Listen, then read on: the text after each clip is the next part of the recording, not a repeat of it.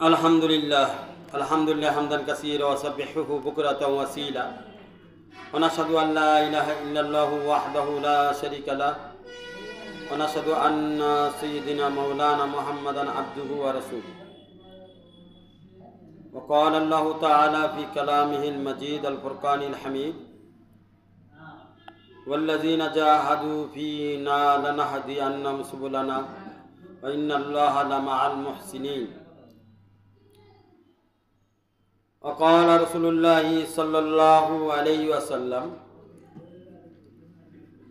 ला यबअसन्नल्लाहु अक़वामन फ़ी यौमिल क़ियामह फ़ी वुजूहिहिम नूर अला मनाबिर लुअ्लुअ यग़बितुहुमुन नास लैसु बिअंबिया वला शुहदा क़ाल अरबिय्युन हुल्लिहिम लना नारिफुहुम फ़क़ाल हुमुल्लज़ीना मुतहब्बूना फ़िल्लाहि मिन कबाइल शत्ता मिन बिलादिन शत्ता यजतमिऊन अला ज़िक्रिल्लाहि यज़कुरूनहु औ कामा क़ाल अलैहिमुस्सलातु वस्सलाम। আল্লাহ পাকের অশেষ মেহরবানি যে রব্বুল আলামিন আমাদেরকে খানকা ইমদাদিয়া মারকাজুল খুদ্দামউদ্দিনে আসার বসার তৌফিক দান করেছেন। এজন্য মহান রব্বুল আলামিনের দরবারে আমরা সকলে দিল থেকে মন থেকে শুকরিয়া আদায় করি, বলি আলহামদুলিল্লাহ।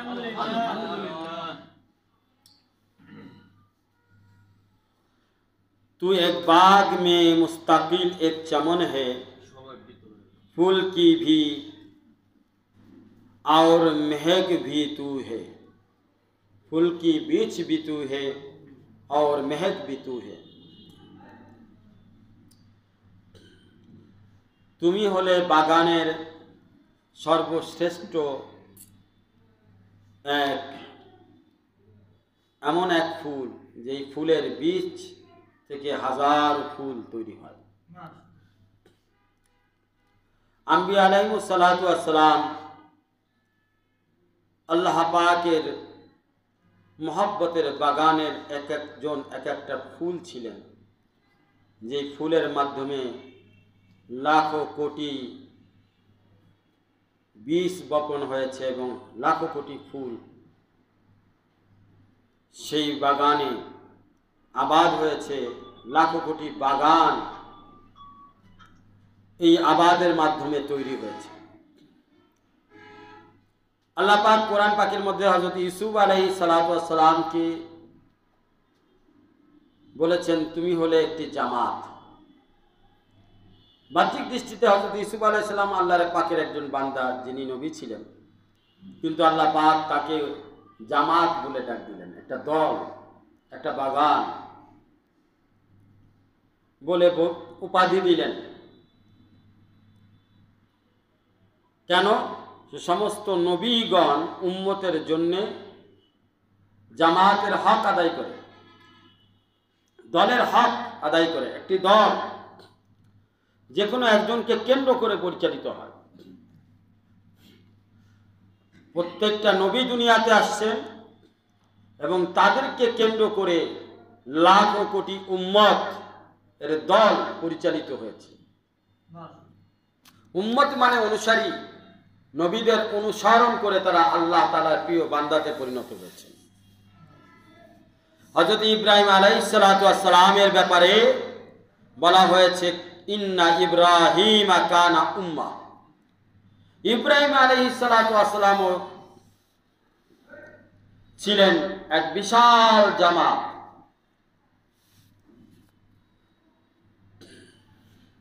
शख्सियत एक है, इरादा कामिल है। আমরা অনেক সময় শখসিয়ত দেখি, অর্থাৎ বান্দাকে দেখি, কিন্তু বান্দার পিছনে তার অবস্থানকে নির্ণয় করতে সক্ষম হই না। गुफ्तार किरदार रफ्तार मिलकर इरादा होता है।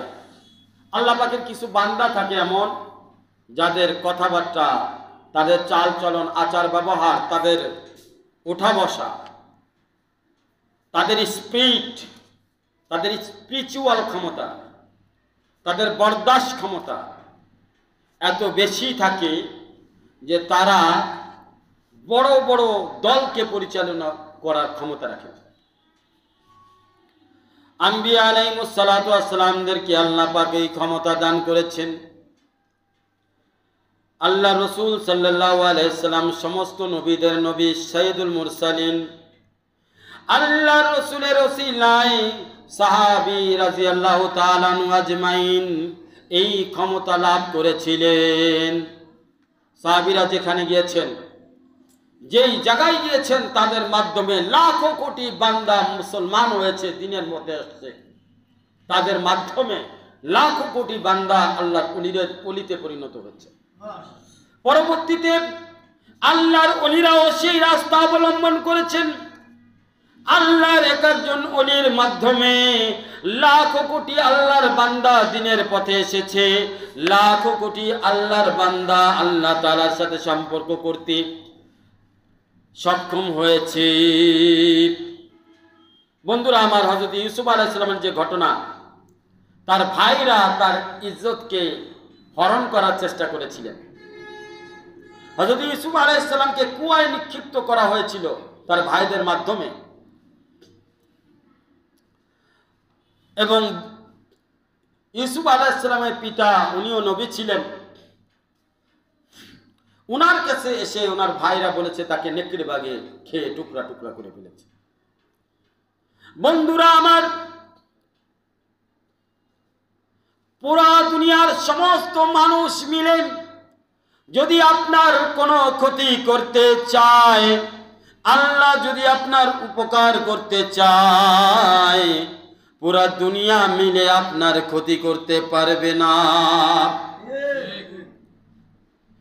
আর সমস্ত দুনিয়ার মানুষ যদি আপনার উপকার করতে চায়, আল্লাহ যদি না চান, সমস্ত দুনিয়ার মানুষ মিলে আপনার কোনো উপকার করতে কেউ পারবে না। ইউসুফ আলাইহিস সালামের ভাইয়েরা তাকে কুয়ায় ফেলে তাকে কষ্ট দিতে চেয়েছিল, কিন্তু আল্লাহ পাকের ইচ্ছা ছিল ভিন্ন। আল্লাহ পাক হযরত ইউসুফ আলাইহিস সালামকে কুয়া থেকে উঠায়া রাজমহলে নিয়ে যান, মিশরের বাদশা বানাইয়া দেন, আজিজে মিশর বানাইয়া দেন। আল্লাহ পাক চাইলে কি না করতে পারেন, কুয়ার বান্দাকে নিয়ে রাজমহলের বাদশা বানাইয়া দিতে পারেন। বন্ধুরা আমার, যারা হযরত ইউসুফ আলাইহিস সালামের ইজ্জতকে নিয়ে ছিনিমিনি খেলছে, আল্লাহ পাক তাদেরকেই বেইজ্জতি করে ইউসুফ আলাইহিস সালামের কাছে হাজির করে দিয়েছেন। মনে রাখবেন, দ্বীন ইসলাম এমন এক সম্পদ, এমন এক নূর, এমন এক বৈশিষ্ট্য দ্বীনের মধ্যে আছে, যে দ্বীনকে নিয়ে চলবে, আল্লাহ পাক তার ইজ্জতকে সবার উপরে উঠায়া দিবেন। যদিও সমস্ত মানুষ তার পিছনে লাগবে, যদিও মানুষ তার ক্ষতি করতে চাইবে, ক্ষতি করে ইরাদা করে কোনো কিছুই করতে পারবে না। যারা ক্ষতি করার চিন্তা করবে তারাই ক্ষতিগ্রস্ত হয়ে যাবে। এমনি ভাবে সাহাবী রাদিয়াল্লাহু তাআলা আনহু এর জীবনও এমন ঘটনা ঘটেছে, সাহাবীদেরকে নিয়ে যারা সমালোচনা করেছে, আল্লাহ পাক তাদের ইজ্জতকে ভুলুণ্ঠিত করে দিয়েছেন। হযরত আলী রাদিয়াল্লাহু তাআলা সাহিফা আলী, উনি একটি হাদিস গ্রন্থ লিপিবদ্ধ করেছেন, যেখানে 768টি হাদিস লেখা ছিল। এবং হযরত আলী রাদিয়াল্লাহু তাআলা কোরআনের নুসখা লিপিবদ্ধ করেছিলেন। যায়েদ বিন সাবিত রাদিয়াল্লাহু তাআলা পরবর্তীতে কোরআনের নুসখা তৈরি করেছেন। সর্বপ্রথম যিনি কোরআনের নুসখা তৈরি করেছিলেন এবং তৈরি করে আল্লাহ রাসূল সাল্লাল্লাহু আলাইহি সাল্লামকে দেখিয়েছিলেন, তিনি ছিলেন শেরে খোদা, শেরে হায়দার, হযরত আলী রাদিয়াল্লাহু তাআলা আনহু। হযরত আলী রাদিয়াল্লাহু তাআলা বলেন, সালু মা শিতুম, তুমি যা খুশি আমাকে প্রশ্ন করতে পারো, আনা আলামু মা নাযালাত, আমি কোরআনের ওই সকল দিকগুলো জানি। কোরআন কখন নাজিল হয়েছে, কিভাবে নাজিল হয়েছে, আইনা নাযালাত, কোন সময় নাজিল হয়েছে, লিআইয়ি নাযালাত, কি কারণে নাজিল হয়েছে, ফি আইয়ি ওয়াক্তিন নাযালাত, কোন সময় নাজিল হয়েছে। আমি কোরআনের সমস্ত বিষয় সম্পর্কে জানি। তোমরা আমাকে যা প্রশ্ন করতে চাও প্রশ্ন করতে পারো। হুজুর পাক সাল্লাল্লাহু আলাইহি সাল্লাম হযরত আলী রাদিয়াল্লাহু তাআলা আনহুকে অল্প বয়সে ইয়ামানের কাজী হিসেবে নিয়োগ দিয়েছিলেন। হযরত আলী রাদিয়াল্লাহু তাআলা আনহুর বয়স যেহেতু অল্প ছিল, এই জন্য আল্লাহ রাসূল সাল্লাল্লাহু আলাইহি ওয়াসাল্লাম হযরত আলীর জন্য দোয়া করে দিলেন, আল্লাহুম্মা মাহদি কলমাহুম আদাওয়াত লিসানাহুম, আল্লাহ তুমি আলীর কলবকে আল্লাহ হেদায়েতের নূর দ্বারা ভরপুর করে দাও, এবং হযরত আলীর জবানকে ইনসাফ কায়েম করার যোগ্যতা দান করে দাও। বন্ধুরা আমার, সাহাবী রাদিয়াল্লাহু তাআলা আজমাইন এক একজন এক এক যোগ্যতাপূর্ণ ছিলেন। যার যোগ্যতা যেমন ছিল, সাহাবী রাদিয়াল্লাহু তাআলা আজমাইনদের মধ্যে অভ্যাস ছিল তার কাছে সেই জিনিস গ্রহণ করত। বলা হয়েছে, ইকরাহুম কিতাবাল্লাহি উবাই ইবনে কাব ওয়া আখযাহুম আলী রাদিয়াল্লাহু তাআলা আনহু, তোমরা যদি কিতাবের জ্ঞান, কোরআনের জ্ঞান, কোরআনের সুন্দর উচ্চারণ সম্পর্কে তোমরা জানতে চাও তো উবাই ইবনে কাব রাদিয়াল্লাহু তাআলা আনহুর কাছে যাও। যদি ন্যায় বিচার চাও তো হযরত আলী রাদিয়াল্লাহু তাআলা আনহুর কাছে যাও। রাসূল সাল্লাল্লাহু আলাইহি ওয়াসাল্লামের জামানায় সাহাবীদের মধ্যে তারতিব ছিল, যার কাছে যেই এলেম ছিল সেই এলেমের জন্য তার কাছে যাইতেন। ইনসাফ নাই বিচারের জন্য হযরত আলী রাদিয়াল্লাহু তাআলা আনহুর কাছে যাইতেন। হযরত ওমর রাদিয়াল্লাহু তাআলা আনহু বলেন, হযরত আলী রাদিয়াল্লাহু তাআলা আনহুর তিনটি বড় শাহাদাত নসিব হয়েছে। তিনটি সৌভাগ্য হযরত আলী রাদিয়াল্লাহু তাআলা লাভ করেছেন। এক নম্বর সৌভাগ্য, হযরত আলী রাদিয়াল্লাহু তাআলা আনহুর ছিল খাতুনে জান্নাত। হযরত মা ফাতেমা রাদিয়াল্লাহু তাআলা আনহাকে তার জীবন সঙ্গী হিসেবে আল্লাহ পাক তাকে দান করেছিলেন।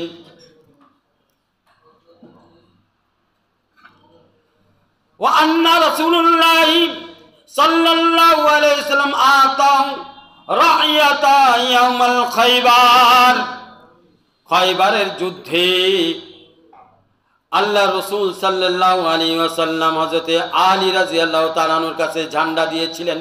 ইয়াউমে খায়বারের যুদ্ধে ইসলামের বিজয় করার জন্য, দ্বীনের বিজয় করার জন্য এই জামাত, মুসলমানের জামাতের যে ঝান্ডা, ইসলামের যে ঝান্ডা আল্লাহ রাসূল সাল্লাল্লাহু আলাইহি ওয়াসাল্লাম যার কাছে দিয়েছিলেন সে ছিলেন হযরত আলী রাদিয়াল্লাহু তাআলা। আলহামদুলিল্লাহ, আমাদের এখান থেকে ইসলামের অনেক জামাত বের হয়, দ্বীনের জামাত বের হয়। আল্লাহর রাস্তায় তারা 24 ঘন্টার জন্য যাচ্ছে। আস্তে আস্তে এই দ্বীনের জামাত বাড়তে থাকবে, বড় হইতে থাকবে ইনশাআল্লাহ। আমি চাই সাহাবী রাদিয়াল্লাহু তাআলা আজমাইনের মতো আমার সঙ্গী এবং সাথী যারা, আমার বন্ধু এবং আহবাব যারা, তারা হযরত আলী রাদিয়াল্লাহু তাআলার ভূমিকা পালন করবে ইনশাআল্লাহ। তারা ইসলামের ঝান্ডা নিয়ে দুনিয়ার কোনায় কোনায়, আনাচে কানাচে যে সতর আমলকে প্রচার প্রসার করে দ্বীনের বুলন্দির কাজের অংশ গ্রহণ করার নিয়ামত দ্বারা তারা আল্লাহ তাআলার প্রিয় বান্দাতে পরিণত হবে ইনশাআল্লাহ। ইয়াউমে খাইবারের যুদ্ধের বিজয় বিষয় সম্পর্কে আলোচনা যদি করতে চাই, ইয়াউমে খাইবারের সময় 12টা কিল্লা ছিল। 12টা কিল্লা, এই খাইবারের মধ্যে ইহুদিরা থাকতেন। ইহুদিরা তাদের ধন সম্পদ মজবুত কিল্লা বানিয়ে ওই কিল্লার মধ্যে তারা তাদের সমস্ত সম্পদ অস্ত্র সহ সব কিছু ওই কিল্লার মধ্যে রাখতেন। 12টা কিল্লা ইহুদিদের জন্য বড় মূল্যবান সম্পদ ছিল। পর 11টি কিল্লা বিজয় লাভ করেছিল, কিন্তু একটি কিল্লা বাকি ছিল। অত্যন্ত কঠিন অবস্থা। এই কিল্লা বিজয় করার মতো কারো ক্ষমতা ছিল না, কেউ এই কিল্লা জয় করতে পারতেছিল না। সমস্ত সাহাবীরা এই কিল্লা ধারের কাছেও যাইতে পারে না। যখনই যাইতে চায় তারা তীর বারুদ কামান গোলা দ্বারা এমন ভাবে আক্রমণ করে কিল্লার কাছে, সর্বশেষ 12 নম্বর কিল্লার কাছে ভিড়তে পারে না। আল্লাহ রাসূল সাল্লাল্লাহু আলাইহি ওয়াসাল্লাম ঘোষণা দিলেন, আগামীকাল ফজরের নামাজের পরে আমি এই 12 নম্বর কিল্লা বিজয় করার জন্য একটি ঝান্ডা দান করব। যার কাছে আমি এই ঝান্ডা দান করব তাকে আল্লাহ এবং আল্লাহর রাসূল সাল্লাল্লাহু আলাইহি ওয়াসাল্লাম মহব্বত করেন। সে নিজেও আল্লাহ এবং আল্লাহর রাসূল সাল্লাল্লাহু আলাইহি ওয়াসাল্লামকে মহব্বত করেন। সবাই আগ্রহের সাথে অপেক্ষায় কার নাম ঘোষণা করা হয়। হযরত ওমরও আগ্রহ করে, হয়তোবা আমার নাম ঘোষণা করা হবে। হযরত আবু বকরও আগ্রহ করে, হযরত ওসমান রাদিয়াল্লাহু তাআলা আগ্রহ করে। চিন্তায় আছে, সাহাবীরা সকলেই আগ্রহ করে, আল্লাহ রাসূলের ঘোষণার অপেক্ষায় আছে কার হাতে ঝান্ডা দেওয়া হবে। পরের দিন ফজরের নামাজের পরে আল্লাহর রাসূল সাহাবী রাদিয়াল্লাহু তাআলা আজমাইনের দিকে তাকায়া দেখেন সকল সাহাবীদেরকে নামাজে পাওয়া গেছে, কিন্তু আলীকে পাওয়া যায় নাই। আল্লাহ রাসূল সাল্লাল্লাহু আলাইহি সাল্লাম প্রশ্ন করলেন, আলী কোথায়? সাহাবীদের মধ্যে কয়েকজন সাহাবী উত্তর দিলেন, ইয়া রাসূলুল্লাহ, হযরত আলী রাদিয়াল্লাহু তাআলা এই মুহূর্তে এখানে উপস্থিত নাই। ওনার চোখের বড় অসুখ, এই জন্য উনি জামাতে হাজির হতে পারেন নাই। চোখের ব্যথায় ছটফট করতেছে। আল্লাহ রাসূল সাল্লাল্লাহু আলাইহি সাল্লাম বললেন, তাকে ডাক দিয়ে নিয়ে আসো। হযরত আলী রাদিয়াল্লাহু তাআলা আনহুকে ডাক দিয়ে নিয়ে আসা হলো। চোখের প্রচন্ড বেদনায় ছটফট করতে করতে আলী আল্লাহর রাসূল ডাক দিলে সাহাবীদের অন্তরে আল্লাহর রাসূলের ইশকের আগুন এত বেশি ভরপুর ছিল, রাসূল ডাক দিছে আর আলী আসবে না, এটা হতে পারে না। যতই ব্যথা হোক না কেন, যতই কষ্ট লাগুক না কেন, যতই খারাপ লাগুক না কেন, রাসূল সাল্লাল্লাহু আলাইহি সাল্লামের কথা জবান থেকে বের হওয়ার সাথে সাথে সাহাবীরা ওই কথাকে অত্যন্ত গুরুত্ব দিয়ে সাথে সাথে সেই কথাকে পালন করার জন্য জানমাল সময় দিয়ে আল্লাহর রাস্তায় ঝাঁপ দিয়ে পড়তেন। হযরত আলী রাদিয়াল্লাহু তাআলা আনহু চোখের বেদনায় ছটফট করছে, অত্যন্ত যন্ত্রণায় কাতর হয়ে চোখ নিয়ে আল্লাহর রাসূলের কাছে হাজির হয়ে গেছে। আল্লাহর রাসূল সাল্লাল্লাহু আলাইহি ওয়াসাল্লাম তার লোহাবে দাহান দিয়ে, লোহাবে দাহান মানে তার জিহ্বার লালা দিয়ে চোখের উপরে দম করে দিলেন। দম করার সাথে সাথে আলী রাদিয়াল্লাহু তাআলা চোখের ব্যথা এবং যেই ছটফট করতেছিল যন্ত্রণায় নিমিষেই তা গায়েব হয়ে যায়। রাসূল সাল্লাল্লাহু আলাইহি ওয়াসাল্লামের হাতের বরকত, জবানের বরকত কেমন ছিল বন্ধুরা আমার! पाठ करने वाला रसूलेर जबानेर জিহ্বার লালার কারণে আলী রাদিয়াল্লাহু তাআলা চোখের ব্যথা ভালো হয়ে যায়। মাশাআল্লাহ।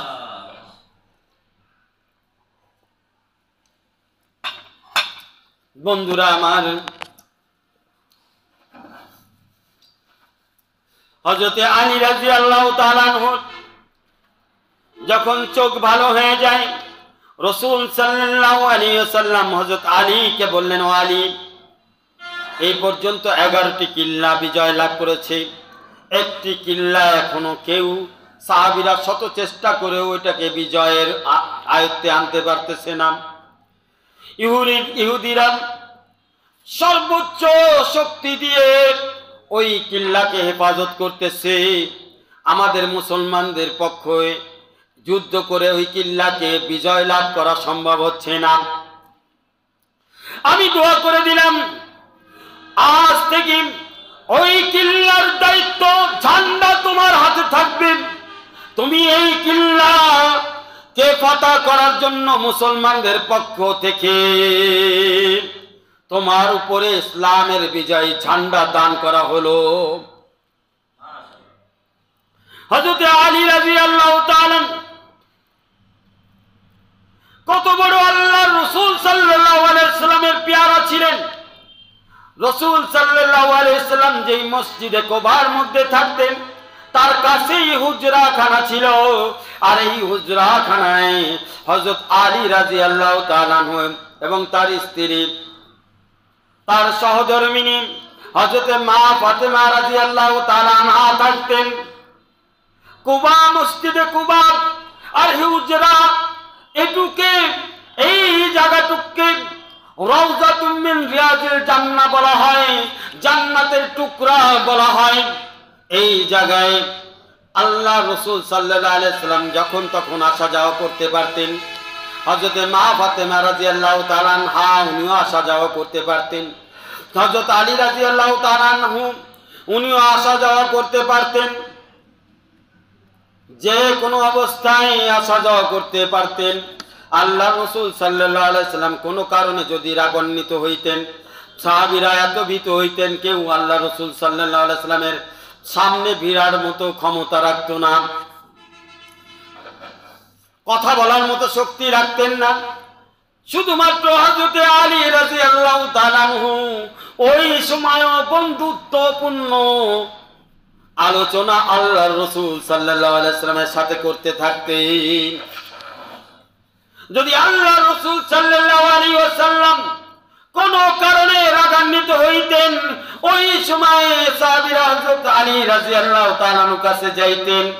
হযরত আলী রাদিয়াল্লাহু তাআলা আনহু আল্লাহর রাসূলকে খুশি করার চেষ্টা করতেন। আল্লাহ রাসূল সাল্লাল্লাহু আলাইহি ওয়াসাল্লাম আল্লাহর রাসূল সাল্লাল্লাহু আলাইহি ওয়াসাল্লামের এই সাহাবী হযরত আলীকে দেখলে অত্যন্ত খুশি হইতেন। মাশাআল্লাহ। বন্ধুরা আমার, হযরত আলী রাদিয়াল্লাহু তাআলা আনহুর 3 ছেলে ছিল। আমরা জানি 2 ছেলে, কিন্তু হযরত আলী রাদিয়াল্লাহু তাআলা আনহুর প্রকৃতপক্ষে ছেলে ছিল 3 জন। একজনের নাম হাসান, আরেকজনের নাম হুসাইন রাদিয়াল্লাহু তাআলা আনহুম আজমাইন, আরেকজনের নাম ছিল মুহসিন। এ অল্প বয়সেই দুনিয়া থেকে চলে যায়। এবং আল্লাহর রাসূল সাল্লাল্লাহু আলাইহি ওয়াসাল্লাম এই সাহাবী হযরত আলী রাদিয়াল্লাহু তাআলা আনহু, ওনার একটি মেয়ে ছিল যার নাম জাইনাব। তাকে ডাক নামে ডাকা হতো উম্মে কুলসুম। উম্মে কুলসুমের সাথে আবার হযরত ওমর রাদিয়াল্লাহু তাআলা আনহুর বিয়ে হয়েছিল। হযরত ওমর রাদিয়াল্লাহু তাআলা আনহুর কন্যার সাথে আল্লাহ রাসূল সাল্লাল্লাহু আলাইহি ওয়াসাল্লামের বিবাহ হয়। আর এদিকে হযরত আলী রাদিয়াল্লাহু তাআলা আনহুর কন্যা উম্মে কুলসুমের সাথে হযরত ওমর রাদিয়াল্লাহু তাআলা আনহুর বিবাহ সম্পন্ন হয়।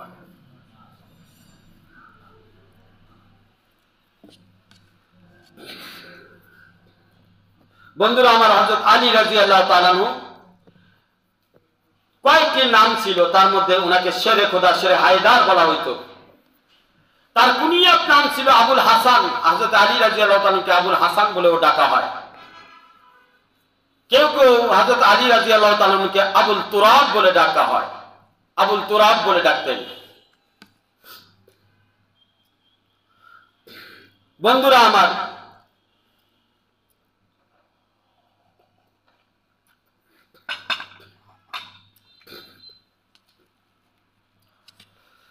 হযরত আনাস রাদিয়াল্লাহু তাআলা আনহু আল্লাহ রাসূল সাল্লাল্লাহু আলাইহি সাল্লামের খেদমতে প্রায় কম বেশি 12 বছর ছিলেন।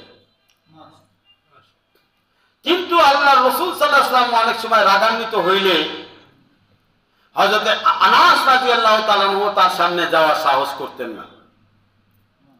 কিন্তু এই অবস্থাতেও হযরত আলী রাদিয়াল্লাহু তাআলা আনহু রাসূল সাল্লাল্লাহু আলাইহি সাল্লামের সাথে হাসি মজা করতেন। আল্লাহ রাসূল সাল্লাল্লাহু আলাইহি সাল্লাম তার সাথে হাসি মজা করতেন। তাকে মাঝে মাঝে হযরত আলী রাদিয়াল্লাহু তাআলা আনহুকে একটি কুনিয়াত নামে ডাকতেন, সেই ডাকার নাম হলো ইয়া জাল উজনাইন। হযরত আলী রাদিয়াল্লাহু তাআলা আনহুকে এই নামে ডাকতেন, এ দুই কানের অধিকারী।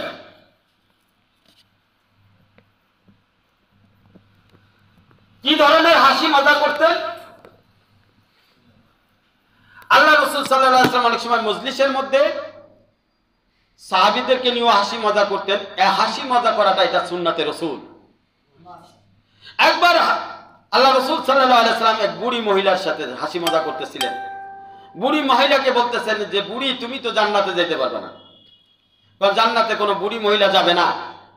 বুড়ি মহিলা এটা শুনে কান্না শুরু করে দিলেন। আবার আল্লাহ রাসূল সাল্লাল্লাহু আলাইহি ওয়াসাল্লাম হেসে দিয়ে বললেন যে, দেখো জান্নাতে যখন তুমি যাইবা তুমিও জওয়ান হয়ে যাইবা, তুমিও বুড়ি থাকবা না। তখন ওই বুড়ি মহিলা আবার হেসে দিলেন। একবার আল্লাহ রাসূল সাল্লাল্লাহু আলাইহি ওয়াসাল্লামের কাছে এক সাহাবী আসলো, ইয়া রাসূলুল্লাহ আমাকে একটা বড় উট দান করেন, আমার জন্য বড় উট দরকার। অনেক সময় অনেক কাজের জন্য, যেহেতু আল্লাহ রাসূল সাল্লাল্লাহু আলাইহি ওয়াসাল্লাম শুধুমাত্র নবী ছিলেন না, রাসূলও ছিলেন, আবার সর্দারও ছিলেন, আবার নেতাও ছিলেন। এই জন্য নেতার কাছে অনেক কাজের জন্য অনেক সময় উটের প্রয়োজন হইতো। সাহাবীরা উট নিতেন, নিয়ে কাজ করতেন। উনি রাষ্ট্রপ্রধান ছিলেন আল্লাহ রাসূল সাল্লাল্লাহু আলাইহি ওয়াসাল্লাম, যার কারণে রাষ্ট্রের আয়ত্তাধীন অনেক কাজ সাহাবীদের মাধ্যমে করতেন, উট প্রয়োজন হইতো। তো সাহাবী আল্লাহ রাসূলের কাছে উট চাইলেন। আল্লাহ রাসূল বললেন, না আমি তোমাকে উট দিতে পারবো না, উটের বাচ্চা দিব।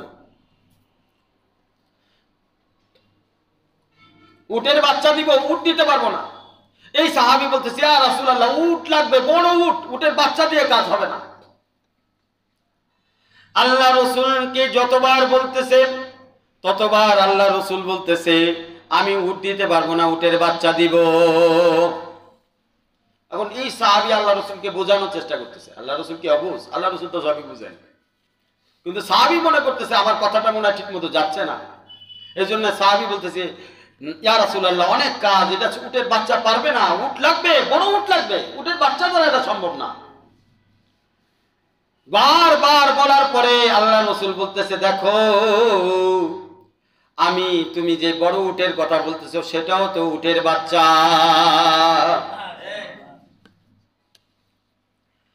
একবার আল্লাহ রাসূল সাল্লাল্লাহু আলাইহি ওয়াসাল্লাম কিছু সাহাবীদেরকে নিয়ে একত্রে খেজুর খাচ্ছি। খেজুর খাওয়ার সময় খেজুরের আঠিগুলো আল্লাহ রাসূল ইচ্ছা করে হযরত আলী রাদিয়াল্লাহু তাআলা আনহুর সামনে রাখতেছেন। খেজুর যখন খাওয়া শেষ হয়ে গেল, তখন আল্লাহ রাসূল সাল্লাল্লাহু আলাইহি ওয়াসাল্লাম হযরত আলীর সাথে কেমন হাসি মজা করতেন। আল্লাহ রাসূল সাল্লাল্লাহু আলাইহি ওয়াসাল্লাম হযরত আলীকে বলতেছে, আলী মনে হয় আজকের মজলিসে, খাওয়ার মজলিসে সবথেকে বেশি খেজুর তুমি খেয়েছো, কারণ তোমার সামনেই সবথেকে বেশি খেজুরের আঠি পাওয়া যাইতেছে। হযরত আলী রাদিয়াল্লাহু তাআলা হেসে দিলেন, সাহাবী রাদিয়াল্লাহু তাআলা আজমাইন হেসে দিলেন। হযরত আলী রাদিয়াল্লাহু তাআলা বলতেছে, ইয়া রাসূলুল্লাহ মনে হয় আমার সামনের জন আটি সহ খেজুর খেয়ে ফেলেছে, এই জন্য তার সামনে কোনো আঠি দেখা যায় না। এইবার আল্লাহ রাসূল সাল্লাল্লাহু আলাইহি ওয়াসাল্লাম খিলখিলায় আসা শুরু করলেন। আল্লাহ রাসূল সাল্লাল্লাহু আলাইহি ওয়াসাল্লামের এই সাহাবী হযরত আলী শুধুমাত্র সিফা সালার ছিলেন না, শুধুমাত্র ইনসাফ প্রতিষ্ঠা করেনেওয়ালা একজন কাজী ছিলেন না, তিনি ছিলেন বেমিসাল বীর মুজাহিদ, তিনি ছিলেন বেমিসাল একজন খতীব। গজওয়ায়ে বদর, গজওয়ায়ে উহুদ, বদরের যুদ্ধে, উহুদের যুদ্ধে, বাইয়াতে আকাবার মধ্যে, বাইয়াতে রিজওয়ানের মধ্যে আকাবায় যে বায়াত গ্রহণ করেছিলেন সাহাবী রাদিয়াল্লাহু তাআলা আজমাইন, বায়াতে রিজওয়ান তাহতা শাজারা, বৃক্ষের নিচে যেই রিজওয়ান নামক বায়াত গ্রহণ করেছিলেন সাহাবী রাদিয়াল্লাহু তাআলা আজমাইন মিলে, এর মধ্যে হযরত আলী রাদিয়াল্লাহু তাআলা উপস্থিত ছিলেন। বদরের যুদ্ধ হযরত আলী রাদিয়াল্লাহু তাআলা অংশগ্রহণ করেছেন, উহুদের যুদ্ধে অংশগ্রহণ করেছেন। বড় বড় যুদ্ধ, বড় বড় যুদ্ধ ছিল এবং যতবার বায়াত করেছেন আল্লাহ রাসূল সাল্লাল্লাহু আলাইহি ওয়াসাল্লাম, তার মধ্যে বড় দুটি বায়াতের মধ্যে আল্লাহ রাসূল সাল্লাল্লাহু আলাইহি ওয়াসাল্লামের সঙ্গী হিসেবে হযরত আলী রাদিয়াল্লাহু তাআলা সর্বপ্রথম বায়াত গ্রহণ করেছেন। বন্ধুরা আমার, গজওয়ায়ে খুন্দকের আলোচনা চলতেছিল, যে এই যুদ্ধের মধ্যে মোট 12টি কাল্লা ফাতহ করার দরকার ছিল। 12টি কাল্লার মধ্যে 11টি কিল্লা ফাতহ হয়েছে, একটা ফাতহ হয় নাই। আল্লাহ রাসূল সাল্লাল্লাহু আলাইহি ওয়াসাল্লাম হযরত আলীকে ওই 12 নম্বর কিল্লা ফাতহ করার জন্য ইসলামের পক্ষ থেকে, মুসলমানদের পক্ষ থেকে সকলের সিপাহ সালার বানাই দিলেন, সকলের উপরে ঝান্ডা দিয়ে দিলেন। আলীকে বললেন, তুমি এই যুদ্ধের মধ্যে জয়লাভ করবা, যেইভাবে হোক এই যুদ্ধের মধ্যে জয়লাভ তোমাকে করতে হবে। গজওয়ায়ে খুন্দকের ঘটনা হলো, এই সময়ে কুরাইশদের মধ্যে একজন বড় পেহলওয়ান ছিল, বড় সিপাহ সালার ছিল কুরাইশদের, কাফেরদের মধ্যে থেকে। তার নাম হলো আমর বিন আবু আদ। এই কুরাইশদেরকে রাগান্বিত করার জন্য বিভিন্ন রকম আরবি শের পড়তেছে, তোরা হলো কানা, তোরা হলো কানা, বোবা, অধীর, তোরা হলো গরিব, তোদের গায়ে কোনো শক্তি নাই, তোরা পারলে আমার সাথে লড়াই করে দেখা। বারবার যখন গজওয়ায়ে খুন্দকের মধ্যে এই কথা বলা হচ্ছে, হযরত আলী রাদিয়াল্লাহু তাআলা আনহু রাগান্বিত হয়ে গেলেন। হযরত আলী রাদিয়াল্লাহু তাআলা বয়সে অল্প ছিলেন। আল্লাহ রাসূল সাল্লাল্লাহু আলাইহি ওয়াসাল্লামের কাছে বললেন, ইয়া রাসূলুল্লাহ, আমাকে পারমিশন দেন, এটার গর্দান উড়াইয়া দিয়ে আসি। আল্লাহ রাসূল বললেন, না, তোমার যাওয়া দরকার নাই, তোমার বয়স অল্প, ওটা অনেক শক্তিশালী, অনেক বয়স, অনেক বড় পেহলওয়ান, তোমার দরকার নাই, তুমি তার সাথে পারবে না। আল্লাহ রাসূল তাকে নিষেধ করলেন। দ্বিতীয়বার যখন এই পেহলওয়ান, কাফেরদের পক্ষ থেকে যে পেহলওয়ান আসছে, গজওয়ায়ে খন্দকের মধ্যে বারবার বলতেছে, বারবার পারলে আমার সাথে লড়, কেউ সামনে আসে না। কিন্তু খন্দকের অবস্থা এমন ছিল যে খন্দক পার হয়েও এই পেহলওয়ান আসতে পারবে না। কিন্তু সে বারবার চাইতেছে তাদের পক্ষ থেকে, মুসলমানদের পক্ষ থেকে সে কেউ যেন তার সাথে লড়াই করে।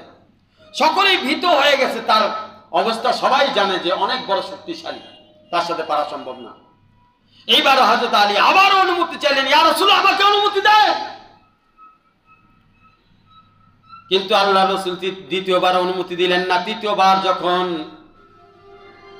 এই কাফেরদের পক্ষ থেকে এই পেহলওয়ান যখন বলল যে মনে হয় আল্লাহ রাসূল তোমাদেরকে সেরকম কোনো শিক্ষা দেয় নাই, যখন আল্লাহ রাসূল সম্পর্কে কথা বললেন, তখন আলী আর সহ্য করতে পারলো না। এইবার আল্লাহ রাসূল সাল্লাল্লাহু আলাইহি ওয়াসাল্লাম বললেন, যাও, আমি তোমাকে অনুমতি দিলাম এবং দোয়া করে দিলাম তার গর্দান উড়াই দিয়ে আসো। এইবার যখন হযরত আলী রাদিয়াল্লাহু তার বিরুদ্ধে মোকাবেলায় দাঁড়ায় গেল, এইবার আমর বিন আবু আদ কয়, আরে তুই তো বাচ্চা মানুষ, আমার কাছে আসছিস কেন? কিন্তু মনে মনে আমর বিন আবু আদ ভয় পাইতেছিল, কাম সারছে, আর কাউরে পাইল না, আলীরে পাঠাই দিছে। কারণ আলীর যে ক্ষমতার পাওয়া, এটা তখন মক্কাবাসীরা জানত। আমর বিন আবদ বলল, তুমি ছোট বাচ্চা মানুষ, তুমি আমার সাথে কি মোকাবেলা করবা, তুমি অন্যদেরকে পাঠাও। কিন্তু হযরতে আলী রাদিয়াল্লাহু তাআলা বলল, তুমি অন্যদের কথা বইলো না, আমি আসছি, আমার কথা বলো। তোমার সিনা থেকে গর্দানকে আমি উড়িয়ে দিব। আমর বিন আবু ওয়াদ যখন অগ্রসর হইল, হযরতে আলী রাদিয়াল্লাহু ক্ষিপ্ত ভাবে এমন ভাবে দৌড় মারল, তার দৌড়ের স্পিড আমর বিন আবু ওয়াদ তার চোখে দেখতে পাইল না কোন দিক দিয়ে দৌড়ে আসে। এত স্পিডে এমন ভাবে আঘাত করলো, তার তলোয়ার দুখণ্ডিত হয়ে তার মস্তিষ্ক দুই খণ্ড হয়ে গেল। হযরত আলী রাদিয়াল্লাহু তাআলা এমনি শেরে খোদা ছিলেন না। বন্ধুরা আমার, যে কথা বলতে চাইছিলাম, ওই যে একটি যুদ্ধের ঘটনা, 12টি কেল্লা, শেষ কেল্লাটা ফাতে করতে হবে। একে ধ্বংস করে ওই কেল্লা ফাতে করার দিকে অগ্রসর হইল। অগ্রসর হয়ে দেখে যে কাছে যায়, দেখে এমন দরজা, এত মজবুত দরজা যে কারো পক্ষে এই দরজা সরানো সম্ভব না। হযরত আলী রাদিয়াল্লাহু তাআলা বিরক্ত এবং তার আল্লাহর প্রতি ঈমান ইয়াকিন ইখলাস এমন ছিল, আল্লাহর প্রতি তার সাথে আল্লাহর সম্পর্ক এত মজবুত ছিল, ওই দরজা এক হাত দিয়ে ভেঙে ওই দরজাকে ঢাল বানায় ফেললো, আর একা ওই কিল্লার মধ্যে ঢুকে কিল্লার সমস্ত মানুষকে কচুর মতো হত্যা করা শুরু করে দিল। এইভাবে ইসলামের বিজয় হয়েছে। অন্যান্য সাহাবীরা আসার আগেই 12 নম্বর কিল্লা হযরত আলী রাদিয়াল্লাহু তাআলা ওই দরজাকে ঢাল বানায়া একা ফাতে করে বিজয় পতাকা উঠায় দিয়েছে। বন্ধুরা আমার, পরবর্তীতে সাহাবীরা মিলে ওই দরজাকে ওঠানোর চেষ্টা করলো। অনেকগুলো সাহাবীদের জামাত মিলে দরজার এক কোণা উঠাইতে পারে না, আর হযরত আলী ওটারে ঢাল হিসেবে ব্যবহার করছে। বন্ধুরা আমার, কেমন ছিল আলী! আর এই আলী রাদিয়াল্লাহু তাআলার ব্যাপারে আল্লাহ রাসূল সাল্লাল্লাহু আলাইহি সাল্লাম বলছেন, আমি হলাম ইলমের ঘর, আলী হচ্ছে তার দরওয়াজা। আর এই আলী রাদিয়াল্লাহু তাআলা থেকে এই সিলসিলায়ে খাম, চিশতিয়া, কাদরিয়া, নকশবন্দিয়া, মুজাদ্দিদিয়া, যে সকল আল্লাহ ওয়ালাদের সিলসিলা এখন পর্যন্ত জারি হয়েছে, প্রত্যেকটা সিলসিলা হযরত আলী রাদিয়াল্লাহু তাআলার মাধ্যমে এসেছে। হযরত আলী রাদিয়াল্লাহু তাআলা হযরত হাসান বসরি রাহমাতুল্লাহ আলাইহি ওনাকে খেলাফত দান করেছেন। হযরত হাসান বসরি থেকে এইভাবে সিলসিলাগুলো আমাদের পর্যন্ত পৌঁছাইছে। আর আল্লাহ রাসূল সাল্লাল্লাহু আলাইহি ওয়াসাল্লাম তার ব্যাপারে বলছে, সে হচ্ছে ইলমের দরজা, মারিফতের খনি, ইশকের বেমিসাল উদাহরণ হযরত আলী রাদিয়াল্লাহু তাআলা। এজন্য আল্লাহ ওয়ালাদের সহবত এবং সিলসিলা সম্পর্কে, আল্লাহ ওয়ালাদের সম্পর্কে যারা সমালোচনা করেন তাদেরকে আমি হুঁশিয়ার করতে চাই, সাবধান করতে চাই। হযরত আলীর দিকে তাকান, আর তার সাথে আল্লাহ রাসূল সাল্লাল্লাহু আলাইহি ওয়াসাল্লামের সম্পর্কের দিকে তাকান। বন্ধুরা আমার, হযরত আলী রাদিয়াল্লাহু তাআলার ব্যাপারে আল্লাহ রাসূল সাল্লাল্লাহু আলাইহি ওয়াসাল্লাম বললেন, যে আমাকে অভিভাবক মনে করো, সে তাকে বলে যাচ্ছি, সে যেন হযরত আলী রাদিয়াল্লাহু তাআলাকে অভিভাবক মনে করে। এজন্য বন্ধুরা আমার, আমাদের সিলসিলা কেন পবিত্রতা অর্জন করেছে, কারণ হলো এটা সাহাবীদের মাধ্যমে এসেছে, এবং সাহাবীদের মধ্যে উল্লেখযোগ্য সাহাবী হযরত আলীর মাধ্যমে এই সিলসিলা কিয়ামত পর্যন্ত চলবে ইনশাআল্লাহ। বন্ধুরা আমার, এত বড় সাহাবী, আর যদি তার নমনীয়তা দেখেন, এত ক্ষমতাশীল, এত দাপটওয়ালা, আর যদি তার আল্লাহর প্রতি ভালোবাসা, আল্লাহর প্রতি তাকওয়ার সম্পর্ক এবং তার নমনীয়তা, তার ভদ্রতা, আপনি অবাক হয়ে যাবেন। একদিন হযরত আলী রাদিয়াল্লাহু তাআলা খাজিন নামক এক জায়গা থেকে উট কিনেছিলেন। পরবর্তীতে এই উটের আরেকজন মালিক এসে বলতেছে হযরত আলী রাদিয়াল্লাহু তাআলাকে, যে আপনি যে উট কিনছেন এটা আপনার উট নয়, এটা আমার উট। হযরত আলী রাদিয়াল্লাহু তাআলা সাথে সাথে নিরপেক্ষতা এবং সুবিচার করলেন। সে উটের প্রকৃত মালিককে তালাশ করলেন এবং খোঁজ খবরকে নিয়ে দেখলেন যে যে দাবি করতেছে তার উট, এটা আসলে প্রকৃতপক্ষে তারই উট। হযরত আলী রাদিয়াল্লাহু তাআলা আনহু সাথে সাথে কোনো বাদ বিচার ছাড়াই টাকা পয়সা দাবি করেন নাই, সাথে সাথে তাকে তার উট দিয়ে দিয়েছেন। এটা দেখে এই লোক সাথে সাথে হযরত আলী রাদিয়াল্লাহু তাআলা আনহুর কাছে ইসলাম গ্রহণ করে মুসলমান হয়ে যায়। বন্ধুরা আমার, এই ছিল হযরত আলী রাদিয়াল্লাহু তাআলা আনহুর অবস্থা। একবার হযরত আলী রাদিয়াল্লাহু তাআলা আনহু কাছে এক মহিলা এসে বলছে যে আমার স্বামী আমাকে খালি মারধর করে। আলী রাদিয়াল্লাহু তাআলা আনহু বাধ্য হয়ে তার চোখের পানি দেখে সে নিজে যায়া তার স্বামীকে ডাক দিয়ে তাকে বিভিন্নভাবে বুঝায়া তাদের মধ্যে সম্পর্ককে সুন্দর করে দিলেন। বন্ধুরা আমার, হযরত আলী রাদিয়াল্লাহু তাআলা আনহু আরেকটি ঘটনা আছে। এক ইহুদি একটা ঘটনা, হযরত আলী রাদিয়াল্লাহু তাআলা খাজিন নামক একটা জায়গা থেকে সরকারি কোষাগার থেকে কিছু অর্থ প্রদান করার মাধ্যমে একটা তাম্র পাত্র কিনে, আর এই তাম্র পাত্রটা ব্যাপারে ওই ইহুদি দাবি করে যে এই পাত্রটা হচ্ছে আমার, আপনার নয়। তখন হযরত আলী রাদিয়াল্লাহু তাআলা আনহু জানতেন যে এটা তার, আলী রাদিয়াল্লাহু তাআলা আনহুর পাত্র, এটা তার পাত্র না, এবং হযরত আলী রাদিয়াল্লাহু তাআলা আনহুকে চোর সাব্যস্ত করেন। আলী রাদিয়াল্লাহু তাআলা কোনো কথা বললেন না, চুপচাপ করে সব শুনে গেলেন এবং অবশেষে তার সাথে এত সুন্দর ব্যবহার করলেন। ব্যবহার করে হযরত আলী রাদিয়াল্লাহু তাআলার কাছে কোনো সাক্ষী ছিল না যে তার বিরুদ্ধে কোনো সাক্ষী পেশ করবে। ওই ইহুদি বলতেছিল যদি আপনার পাত্রটা আপনার হয় তাহলে আপনি সাক্ষী পেশ করেন। আলী দেখে তো আমার তো কোনো সাক্ষী নাই, আর ইহুদির পক্ষে অনেকগুলো সাক্ষী আছে, মিথ্যা সাক্ষী দিছে। তো হযরত আলী রাদিয়াল্লাহু তাআলা আনহু তাকে ওই পাত্রটা দিয়ে দেয়, যেহেতু আমার সাক্ষী নাই, পাত্রটা আপনার। ইহুদি এটা দেখে এত খুশি, পরবর্তীতে ইহুদি এবং তার জামাত সহকারে সবাই হযরত আলী রাদিয়াল্লাহু তাআলার কাছে ক্ষমাও চান এবং এই তামার পাত্রটা তাকে দিয়ে বললেন যে আমরা সকলেই আপনার কাছে মুসলমান হয়ে যেতে চাই। বন্ধুরা আমার, এই ছিল হযরত আলীর অবদান, এই ছিল আমাদের হযরত আলী আল্লাহ রাসূল সাল্লাল্লাহু আলাইহি ওয়াসাল্লামকে জামাতা, আমাদের নক্ষত্র, আমাদের নির্দেশক, সিলসিলা ধারক এবং বাহকের মূল মন্ত্র হযরত আলী রাদিয়াল্লাহু তাআলা আনহু। সুতরাং আমাদেরকেও যেমন বীরত্বের জায়গায় বীরত্ব দেখাইতে হবে, তেমন নমনীয় জায়গায় নমনীয় হইতে হবে। আমাদেরকে সমাজের মধ্যে ইনসাফ কায়েম করতে হবে, ভালোবাসা দিয়ে মানুষের অন্তরকে জয় করে দ্বীনের জামাতকে অগ্রসর করে নিয়ে যেতে হবে। মাদ্রাসাকে, জামিয়া কাউসারিয়াকে পুরা দুনিয়ার মধ্যে আম করতে হবে, খানকা ইমদাদিয়াকে পুরা দুনিয়ার মধ্যে আম করতে হবে। মেহনত করে মারকাজুল খুদ্দামউদ্দিনের 17টি আমল নিয়ে সারা বিশ্বের মধ্যে মেহনত করতে হবে। আমরা সকলে তৈরি আছি তো ইনশাআল্লাহ? নারায়ে তাকবীর! দ্বীন ইসলামের আলো, আল কোরআনের আলো, দ্বীন ইসলামের আলো, আল কোরআনের আলো, মারকাজুল হক খুদ্দামউদ্দিনের আলো, খানকা ইমদাদিয়ার আলো, জামিয়া কাউসারিয়ার আলো। আল্লাহ তাআলা আমাদের সকলকে আমল করার তৌফিক দান করেন।